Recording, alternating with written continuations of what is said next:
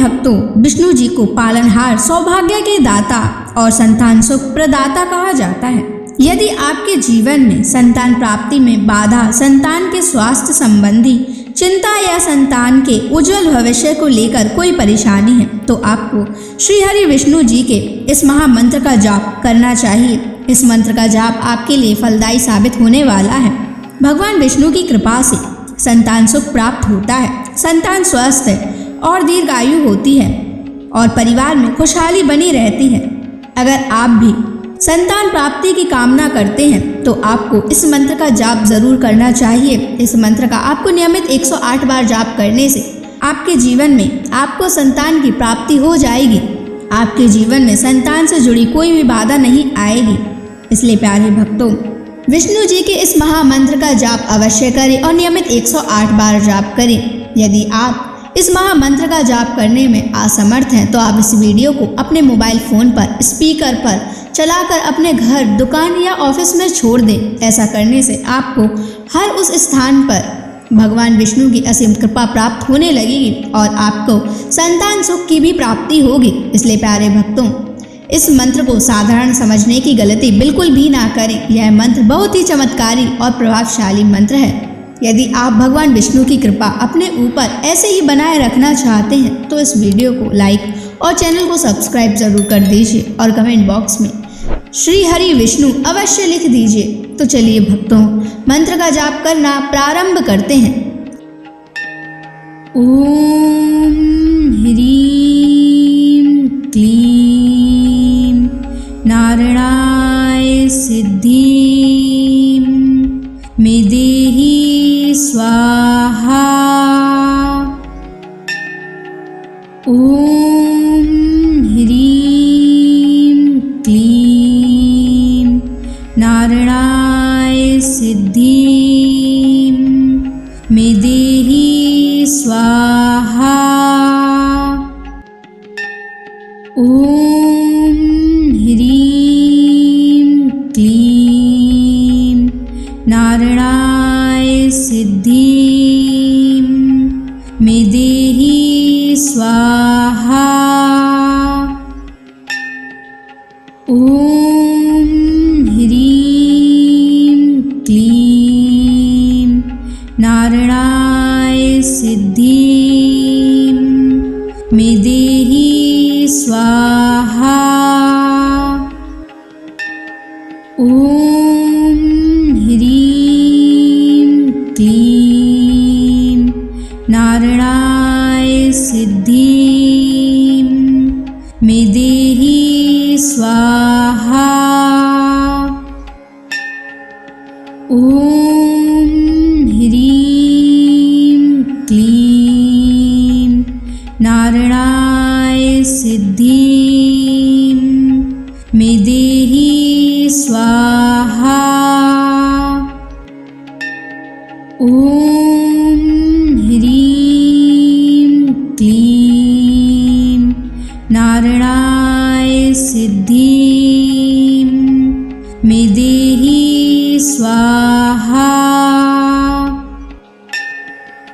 ओम ह्रीं क्लीं नारायणाय सिद्धिं मे देहि स्वाहा।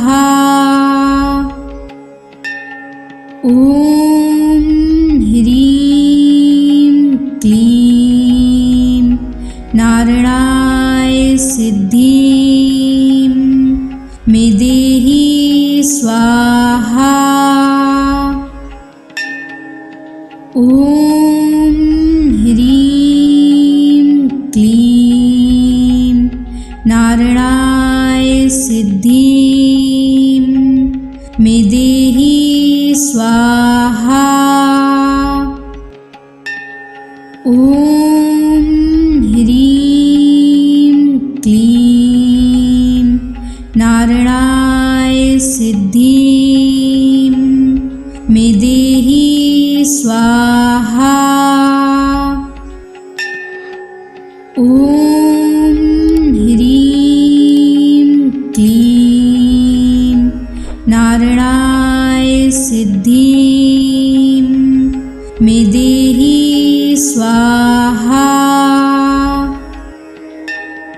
ॐ ह्रीं क्लीं नारायणाय सिद्धिं मे देहि स्वाहा। ॐ ह्रीं क्लीं नारायणाय सिद्धिं मे देहि स्वाहा। ॐ ह्रीं क्लीं नारायणाय सिद्धिं मे देहि स्वाहा। ॐ ह्रीं क्लीं नारायणाय सिद्धिं मे देहि स्वाहा। ॐ ह्रीं क्लीं नारायणाय सिद्धिं मे देहि स्वाहा। ॐ ह्रीं क्लीं नारायणाय सिद्धिं मे देहि स्वाहा। ॐ ह्रीं क्लीं नारायणाय सिद्धिं मे देहि स्वाहा। ॐ ह्रीं क्लीं नारायणाय सिद्धिं मे देहि स्वाहा। ॐ ह्रीं क्लीं नारायणाय सिद्धिं मे देहि स्वाहा। ॐ ह्रीं क्लीं नारायणाय सिद्धिं मे देहि स्वाहा।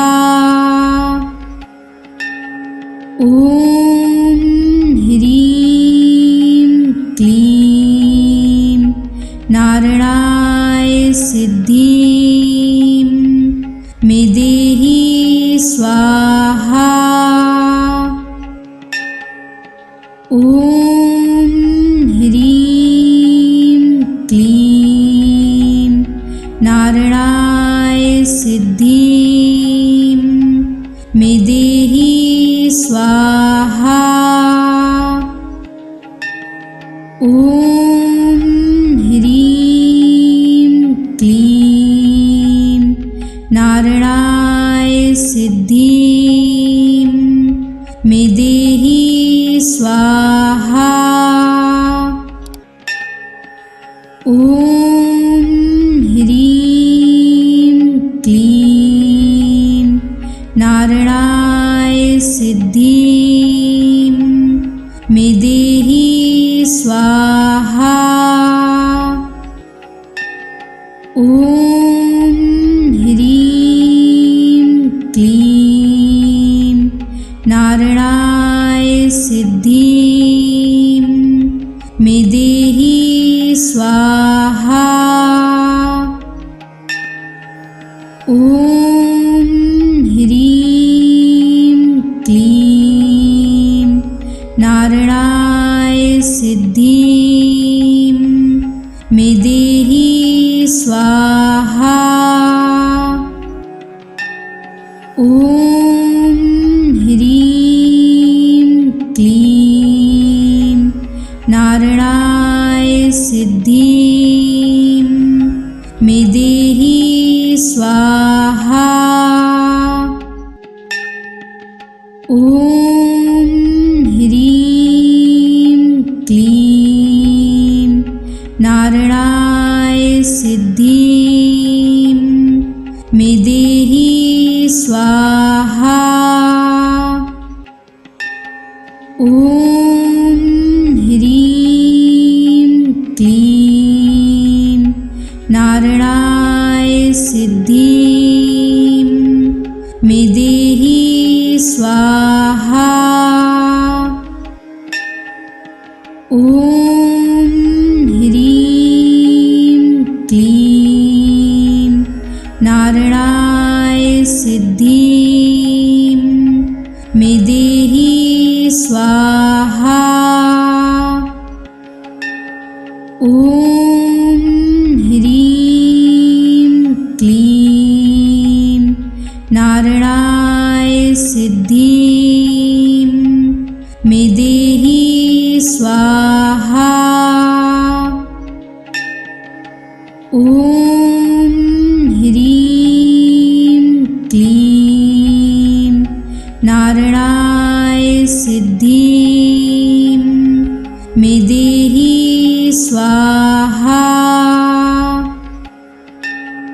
ॐ ह्रीं क्लीं नारायणाय सिद्धिं मे देहि स्वाहा। ॐ ह्रीं क्लीं नारायणाय सिद्धिं मे देहि स्वाहा। ॐ ह्रीं क्लीं नारायणाय सिद्धिं मे देहि स्वाहा। ॐ ह्रीं क्लीं नारायणाय सिद्धिं मे देहि स्वाहा। ॐ ह्रीं क्लीं नारायणाय सिद्धिं मे देहि स्वाहा।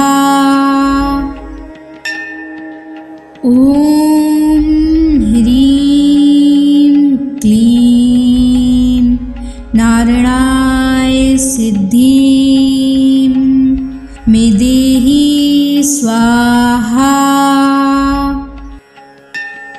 ॐ ह्रीं क्लीं नारायणाय सिद्धिं मे देहि स्वाहा। ॐ ह्रीं क्लीं नारायणाय सिद्धिं मे देहि स्वाहा। ॐ ह्रीं क्लीं नारायणाय सिद्धिं मे देहि स्वाहा। ॐ ह्रीं क्लीं नारायणाय सिद्धिं मे देहि स्वाहा। ॐ ह्रीं क्लीं नारायणाय सिद्धिं मे देहि स्वाहा। ॐ ह्रीं क्लीं नारायणाय सिद्धिं मे देहि स्वाहा। ॐ ह्रीं क्लीं नारायणाय सिद्धिं मे देहि स्वाहा। ॐ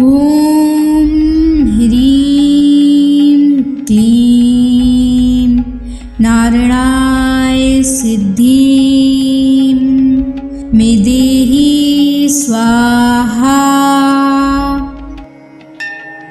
ॐ ह्रीं क्लीं नारायणाय सिद्धिं मे देहि स्वाहा। ॐ ह्रीं क्लीं नारायणाय सिद्धिं मे देहि स्वाहा। ॐ ह्रीं क्लीं नारायणाय सिद्धिं मे देहि स्वाहा। ॐ ह्रीं क्लीं नारायणाय सिद्धिं मे देहि स्वाहा। ॐ ह्रीं क्लीं नारायणाय सिद्धिं मे देहि स्वाहा। ॐ ह्रीं क्लीं नारायणाय सिद्धिं मे देहि स्वाहा। ॐ ह्रीं क्लीं नारायणाय सिद्धिं मे देहि स्वाहा। ॐ ह्रीं क्लीं नारायणाय सिद्धिं मे देहि स्वाहा। ॐ ह्रीं क्लीं नारायणाय सिद्धिं मे देहि स्वाहा। ॐ ह्रीं क्लीं नारायणाय सिद्धिं मे देहि स्वाहा। ॐ ह्रीं क्लीं नारायणाय सिद्धिं मे देहि स्वाहा। ॐ ह्रीं क्लीं नारायणाय सिद्धिं मे देहि स्वाहा। ॐ ह्रीं क्लीं नारायणाय सिद्धिं मे देहि स्वाहा। ॐ ह्रीं क्लीं नारायणाय सिद्धिं मे देहि स्वाहा। ॐ ह्रीं क्लीं नारायणाय सिद्धिं मे देहि स्वाहा। ॐ ह्रीं क्लीं नारायणाय सिद्धिं मे देहि स्वाहा। ॐ ह्रीं क्लीं नारायणाय सिद्धिं मे देहि स्वाहा। ॐ ह्रीं क्लीं नारायणाय सिद्धिं मे देहि स्वाहा। ॐ ह्रीं क्लीं नारायणाय सिद्धिं मे देहि स्वाहा। ॐ ह्रीं क्लीं नारायणाय सिद्धिं मे देहि स्वाहा। ॐ ह्रीं क्लीं नारायणाय सिद्धिं मे देहि स्वाहा। ॐ ह्रीं क्लीं नारायणाय सिद्धिं मे देहि स्वाहा।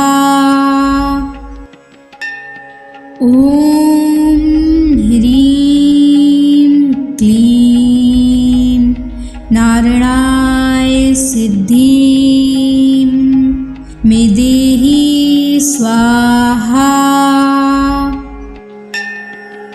ॐ ह्रीं क्लीं नारायणाय सिद्धिं मे देहि स्वाहा। ॐ ह्रीं क्लीं नारायणाय सिद्धिं मे देहि स्वाहा। ॐ ह्रीं क्लीं नारायणाय सिद्धिं मे देहि स्वाहा। ॐ ह्रीं क्लीं नारायणाय सिद्धिं मे देहि स्वाहा। ॐ ह्रीं क्लीं नारायणाय सिद्धिं मे देहि स्वाहा। ॐ ह्रीं क्लीं नारायणाय सिद्धिं मे देहि स्वाहा। ॐ ह्रीं क्लीं नारायणाय सिद्धिं मे देहि स्वाहा। ॐ ह्रीं क्लीं नारायणाय सिद्धिं मे देहि स्वाहा। ॐ ह्रीं क्लीं नारायणाय सिद्धिं मे देहि स्वाहा। ॐ ह्रीं क्लीं नारायणाय सिद्धिं मे देहि स्वाहा। ॐ ह्रीं क्लीं नारायणाय सिद्धिं मे देहि स्वाहा। ॐ ह्रीं क्लीं नारायणाय सिद्धिं स्वाहा। ॐ ह्रीं क्लीं नारायणाय सिद्धिं मे देहि स्वाहा। ॐ ह्रीं क्लीं नारायणाय सिद्धिं मे देहि स्वाहा। ॐ ह्रीं क्लीं नारायणाय सिद्धिं मे देहि स्वाहा। ॐ ह्रीं क्लीं नारायणाय सिद्धिं मे देहि स्वाहा। ॐ ह्रीं क्लीं नारायणाय सिद्धिं मे देहि स्वाहा। ॐ ह्रीं क्लीं नारायणाय सिद्धिं मे देहि स्वाहा।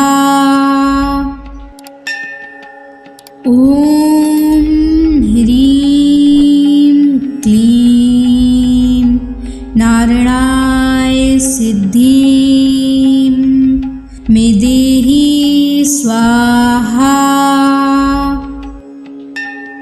ॐ ह्रीं क्लीं नारायणाय सिद्धिं मे देहि स्वाहा। ॐ ह्रीं क्लीं नारायणाय सिद्धिं मे देहि स्वाहा। ॐ ह्रीं क्लीं नारायणाय सिद्धिं मे देहि स्वाहा। ॐ ह्रीं क्लीं नारायणाय सिद्धिं मे देहि स्वाहा। ॐ ह्रीं क्लीं नारायणाय सिद्धिं मे देहि स्वाहा। ॐ ह्रीं क्लीं नारायणाय सिद्धिं मे देहि स्वाहा। ॐ ह्रीं क्लीं नारायणाय सिद्धिं मे देहि स्वाहा। ॐ ह्रीं क्लीं नारायणाय सिद्धिं मे देहि स्वाहा।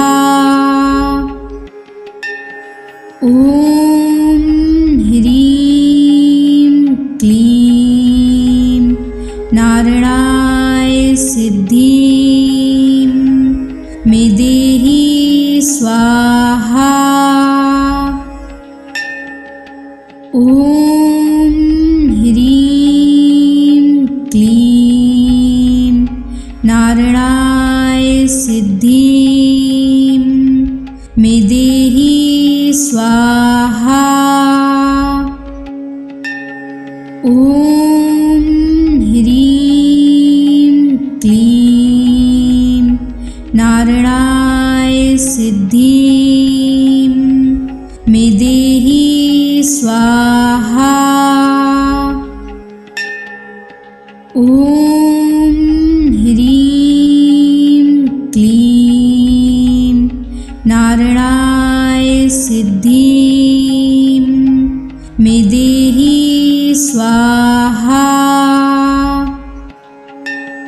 ॐ ह्रीं क्लीं नारायणाय सिद्धिं मे देहि स्वाहा। ॐ ह्रीं क्लीं नारायणाय सिद्धिं मे देहि स्वाहा। ॐ ह्रीं क्लीं नारायणाय सिद्धिं मे देहि स्वाहा। ॐ ह्रीं क्लीं नारायणाय सिद्धिं मे देहि स्वाहा।